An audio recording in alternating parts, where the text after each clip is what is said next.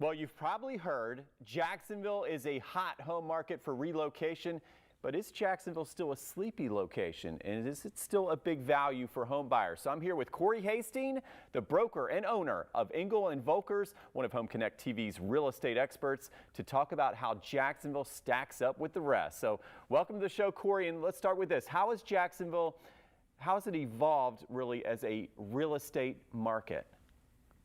Yeah, no, thanks for having me again. It's always a pleasure to be on. Jacksonville for the longest time has kind of been this sleeping giant in the state of Florida, where it was the lowest cost, coastal city. And in the last 2 years, it's really grown and developed. It's still the lowest coastal city in the entire state. So there's still a lot of deals here, which means there's a lot of people who are moving here from South Florida, from New York, from California, even down from Georgia, whatever it may be. There was $1.4 billion of real estate purchased last month, which seems like a lot, but if you compare it to Tampa, to Orlando, to any one of the major cities, it's the lowest. So there's still a lot of room here for people who are moving. Okay, very good point. So yeah, if you put that on perspective, that makes sense. So with that, is Jacksonville still a big bargain for those relocating from South Florida? I would say so. The average price point in Jacksonville is $400,000 over the last 12 months, which is mind-blowing for all of us who live in Jacksonville.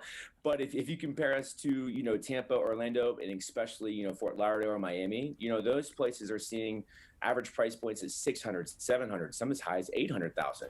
So you can literally buy a house in Jacksonville, probably double the size for half the cost of those major cities. And so I would say, yes, it's definitely still a bargain.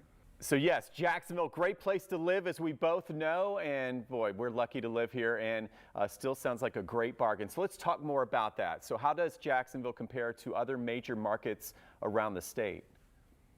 Well, I guess it depends on how you want to compare it. Obviously, if you look at price point, it's significantly less than Orlando, Tampa, Fort Lauderdale, Miami.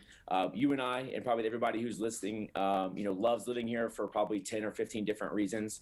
But if we're looking at specifically price, it's 100% still a bargain. And obviously, that's why some people are moving here from the First Coast, or to the First Coast. Very good. Yeah, it's definitely a popular place, a destination, and a wonderful place to live, Corey. So I really appreciate your input, and yeah, the market looking better than ever, right?